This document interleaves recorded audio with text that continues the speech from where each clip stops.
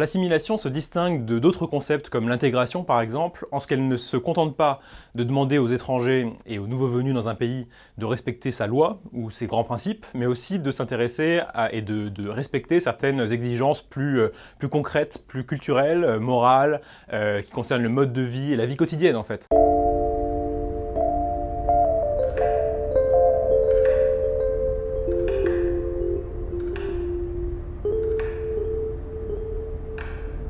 Et en quelque sorte, oui, c'est une obsession française, pas forcément dans le sens péjoratif du mot obsession, mais en tout cas c'est quelque chose qui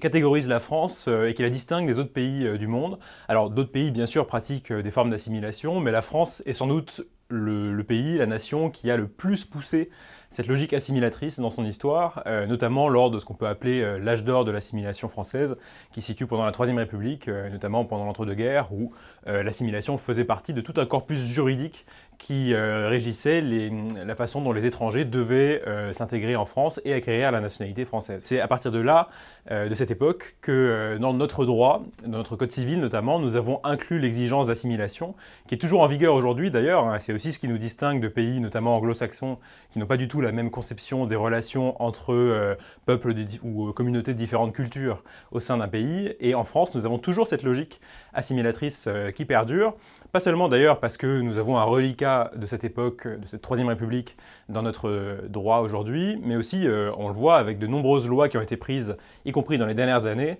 et dans les dernières décennies, qui peut-être ne s'appellent pas des lois d'assimilation, qui ne prononcent pas forcément le mot, mais qui en fait reprennent la même logique. Et je pense tout récemment à la loi contre le séparatisme prise par le président de la République, qui clairement, même si elle ne le dit pas telle quelle, en fait est une loi d'assimilation, puisque quand on combat un séparatisme qui est principalement culturel et religieux, c'est que, en négatif, en fait, on veut aussi pousser à l'assimilation.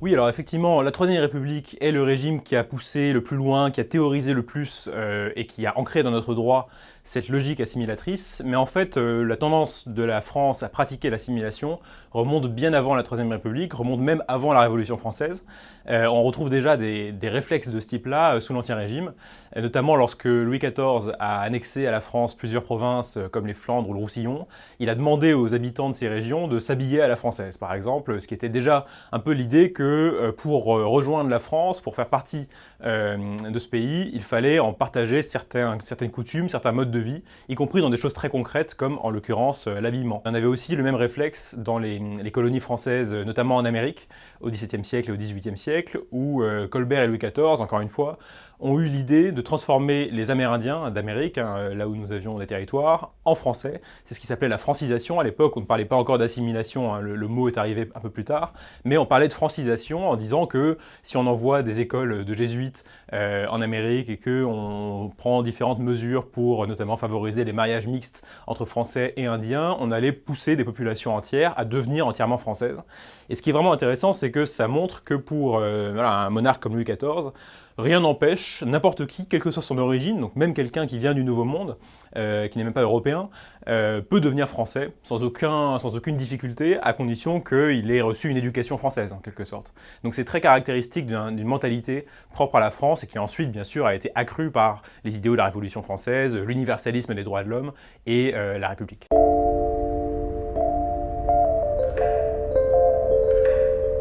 L'assimilation se distingue de d'autres concepts comme l'intégration par exemple, en ce qu'elle ne se contente pas de demander aux étrangers et aux nouveaux venus dans un pays de respecter sa loi ou ses grands principes, mais aussi de s'intéresser et de respecter certaines exigences plus concrètes, plus culturelles, morales, qui concernent le mode de vie et la vie quotidienne en fait. Donc c'est beaucoup plus matériel, c'est un peu plus invasif aussi pour la vie évidemment de ceux qui sont concernés, et ça demande donc par exemple évidemment de parler la langue, c'est un des premiers aspects auxquels on pense quand on parle d'assimilation, de respecter son histoire, enfin l'histoire du pays d'accueil bien sûr, mais aussi certains traits de la manière de vivre qui paraissent fondamentaux dans ce pays d'accueil. C'est pas toujours facile de savoir d'ailleurs quelles sont les caractéristiques principales d'un pays et d'une culture qu'on doit demander aux étrangers de respecter. Il y a forcément énormément de débats là-dessus, on se souvient des débats sur l'identité nationale en France, mais en fait la manière qu'on a trouvée finalement pour résoudre ce problème-là, en tout cas pour essayer d'avoir quand même des mesures concrètes dans ce domaine, c'est de procéder plutôt en négatif, c'est-à-dire de déterminer par la loi ce qui nous paraît incompatible avec notre culture ou avec notre mode de vie. Et par exemple, la loi de 2010 qui interdit le voile intégral en France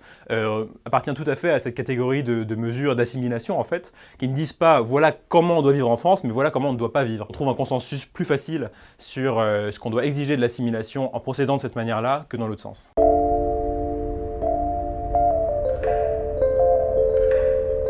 Effectivement, on peut avoir une conception de l'assimilation qui serait, disons, un peu violente, ou en tout cas tellement exigeante qu'elle revient à exiger un sacrifice de la part de celui qui doit s'assimiler. Je pense que ce n'est pas forcément le cas, que ce n'est pas une nécessité dans l'assimilation, puisque ce qui compte dans une bonne assimilation, c'est qu'il n'y ait plus de points de conflit ou de contradiction entre la culture d'origine et la culture nouvelle, et la culture d'accueil. Et en fait, chaque étranger qui subit ou qui veut vivre ce processus d'assimilation doit essayer de trouver, alors c'est évidemment un travail parfois difficile, mais de trouver une conciliation, une manière d'interpréter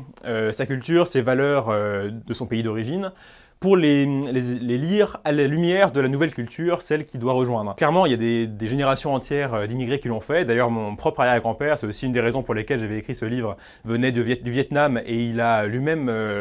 écrit sur ce processus-là d'interprétation de la culture vietnamienne à la lumière de la philosophie, de la culture, de la mentalité française, et qui il trouvait avoir été plus riche de ce processus, qui n'était pas facile, mais qu'il pouvait réaliser. Donc je pense que l'idée selon laquelle l'assimilation conduit à détruire quelque chose chez l'étranger est plutôt néfaste. Elle ne reflète pas forcément ce que c'est qu'une bonne assimilation, qui au contraire peut se faire par une conciliation. Ce qui ne veut pas dire d'ailleurs que ça implique de faire un compromis, puisque à la fin, il s'agit quand même de rendre l'étranger entièrement en accord avec la culture qu'il accueille. C'est ça le but, mais simplement on doit pouvoir le faire de manière conciliante plutôt que par une opposition.